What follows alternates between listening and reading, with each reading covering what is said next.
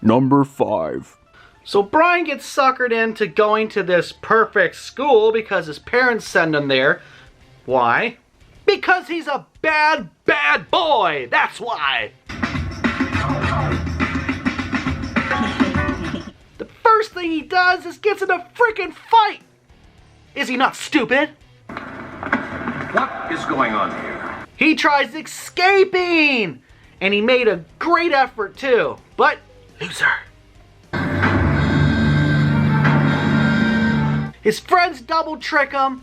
He thought they were human too, but they were really undercover robots from the book, but they're clones on the TV show. The TV show is never freaking accurate to the book. Pisses me off. He finds his own clone. Wouldn't that just blow your freaking mind, guys? I know I was blown to smithereens. He tricks his clone, so he gets trapped.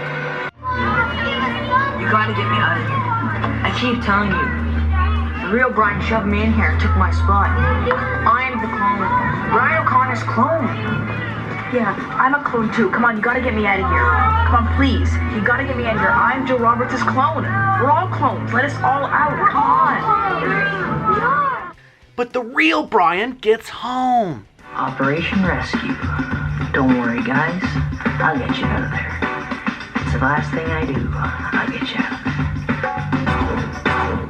Operation Rescue. Yeah. Brian is freaking brave. He went to this crazy school. Nothing but lies and mischief.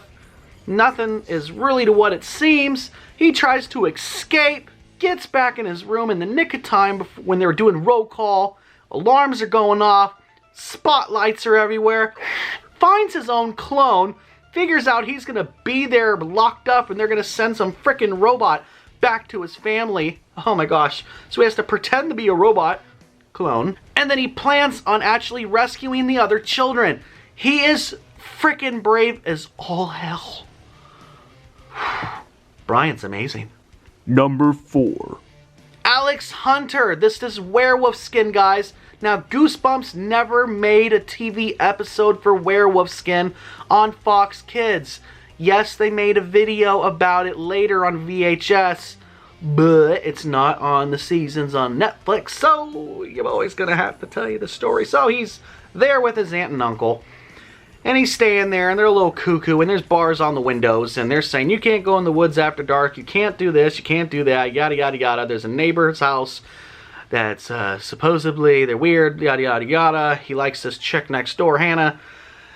And he goes in the woods, and he finds werewolves, and he takes a picture, and he's freaking out, and no one's really believing him. And he said, well, I'm going to go again at nighttime. And he deals with some freaking bullies. A lot of kids deal with bullies. Bullying is bad. You know, it sucks ass. What else can I tell you? He freaking goes back in the woods. He figures out there's something really familiar with these werewolves. He figures out it's his freaking aunt and uncle that have werewolf skin, and that's when they turn into the freaking werewolves. And then they put their skin away when they're back to their regular form. They're like cursed or something. It's freaking ridiculous. So he tells Hannah about it, and they steal their werewolf skin, and they run off. It's Halloween night. You know, it's freaking Halloween night, and they go out, and they don't let his aunt and uncle get to it, and the clock is ticking, and boom, the curse is lifted because they didn't put it on by a certain time frame, and the curse is lifted. Everything's go glory. I mean, he was about to get eaten alive by his own family. That's like a weird, deathly incest. Pretty disgusting, if you ask me. But hey, and it's freaking unbelievable what he went through to figure out what the heck was going on, to figure out it was his aunt and uncle, to going in the woods alone at night. I mean, that's just pure bravery. And then to say, screw it, I'm going to do what I have to do to save my family. So he stole the werewolf skin. I mean, it's a horrible ending because he finds out his his friend actually has werewolf skin too, because that house is abandoned. She's a freaking werewolf, and basically, she chomps on his ass at the end. I think he dies, but that man is brave. Alex Hunter went through hell with those werewolves in the woods. Very brave boy, and that's why he's on this list. Number 3. Billy Deep Jr., famous deep sea explorer, and his sidekick, Sheena, better known as She-Ra. I'm so scared of getting wet. Why'd you go fishing in the first place? Now, I'm not going to show too much of this stuff, guys, from the TV show, because the TV show was literally nothing to the book, okay? Nothing to the book whatsoever. My goodness gracious, really? Where is Dr. Deep? Probably just decided to take a vacation without telling. Where is Alexander? Student that's working with Dr. Deep. Where's Alexander making all this horrible food that we read about? There's no Alexander in this at all. This is really stupid. What is going on with these monsters? This is more like Deep Trouble 2, not part 1. What the hell's going on? Where's the mermaid? Mermaids. Because there's a lot of them, but it started off with just one. Okay, I can't take it anymore. Alexander says, screw it, I can make more money, because Dr. Deep, some people show up at some zoo and offer him $1 million to frickin' catch a mermaid, which nobody believes in. And they go out and they actually find one. Well, Billy finds it. They capture it, and Alexander double crosses them, makes a deal with somebody else for a lot more money. Guys come in the middle of the night, steal the mermaid, dump them in some frickin' water tank, dump them in the water. They're about to die. Luckily, some mermaids come to their rescue and free them. They get on the boat. They go after the bad guys on their boat that stole the mermaid. And they go full force, and they hop on there, and they're whooping ass and taking names later. And secretly, the mermaids are freeing the mermaid that they had hostage, and she's free to go. And the boat's on fire, and the bad guys, well, I think the mermaids take care of their asses. But Billy Deep Jr. is frickin' brave. Oh my frickin' gosh, guys. He is so frickin' brave. He battled a sea monster, a shark, found a frickin' mermaid, got trapped, thought he was gonna die, gets freed, gets back on the boat, goes after the bad guys, hops on their boat, they free the mermaid and kick ass. Billy Deep Jr. is frickin' awesome. Number 2. Skipper Matthews. Whoa, yeah, we know this guy. The comic book nerd. Cool. Hey, I'm going to look for some more And rocks. Wilson Clark, his friend, Come. who's an even bigger loser that collects rocks. From the TV show, from the book, he collects rubber stamps. And he's a good-looking blonde in the book, too. Like myself. Late for his orthodontist appointment, sees the Masked Mutants' frickin' secret headquarters from his favorite comic book. Mind-boggling. Really?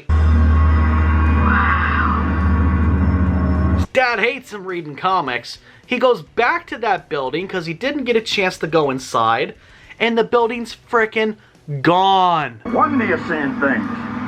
This stuff will rot your mind. He gets a new issue of the Masked Mutant in the mail, and it shows the Galloping Gazelle, and they're saying, only the boy can save me now. Only the boy can help me save the planet. Now.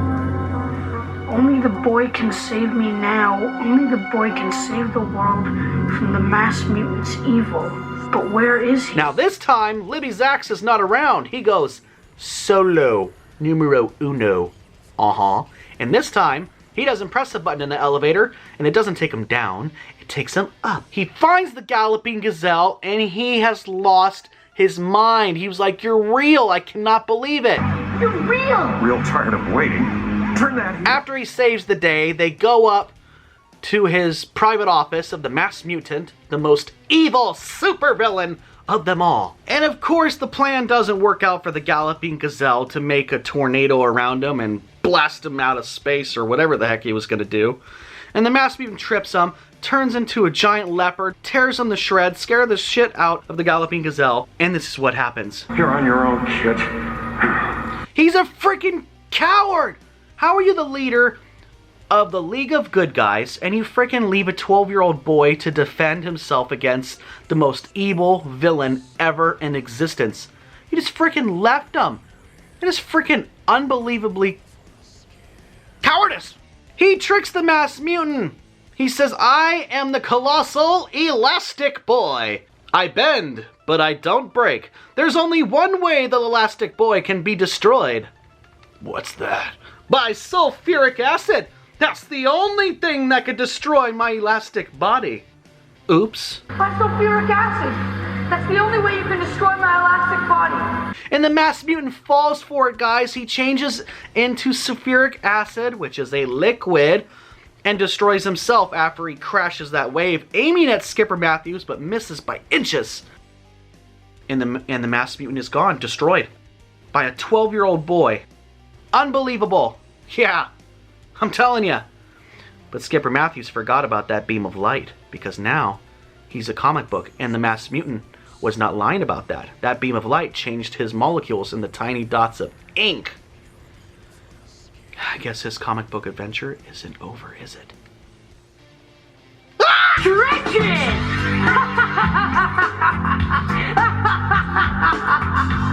Guys, Skipper Matthew is one of the bravest kids I have ever known in my entire life. He gets lost in a bad part of town, recognizes a building that's a secret headquarters of the most dangerous thing ever known to mankind.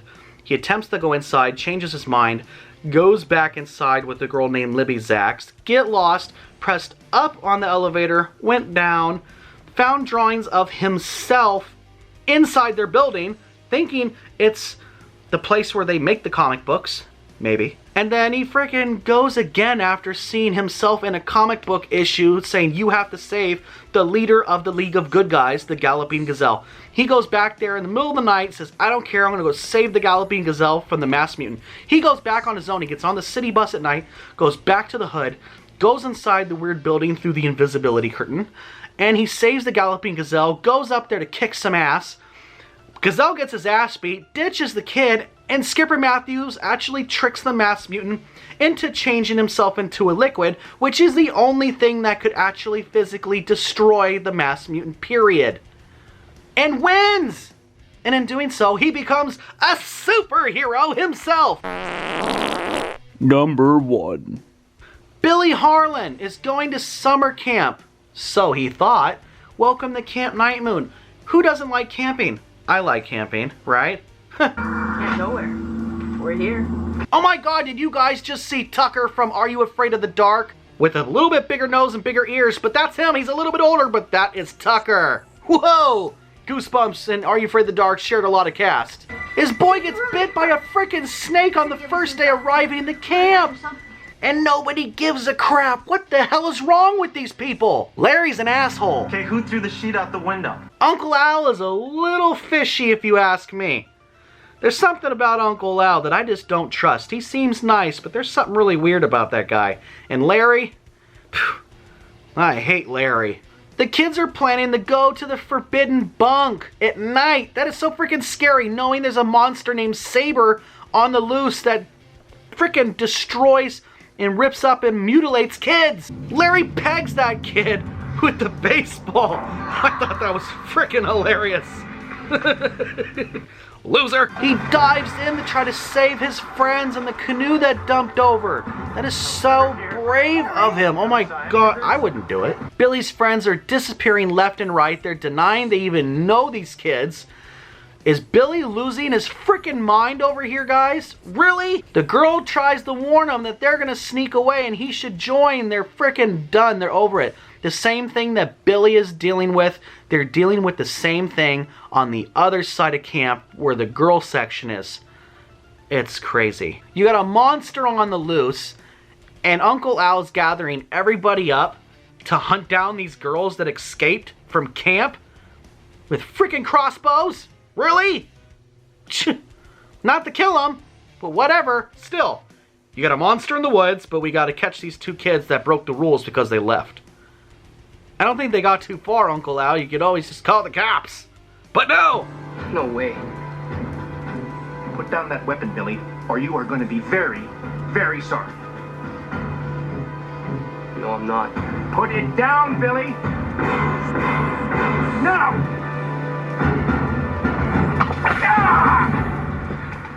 Billy passed the test! Welcome to Camp Night Moon is really a government training facility. They're all actors. Because they're going to take him somewhere very far and very dangerous.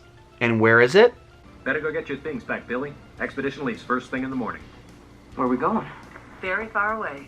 A place called Earth. Research tells us the aliens there are pretty dangerous and unpredictable. Unbelievable. But you know what? If you're going to come to my planet, you better go to Welcome to Camp Night Moon too, because we are fierce! Anyways, guys, I hope you really enjoyed the top 5 most bravest characters from Goosebumps. It's never been done before. It's just awesome.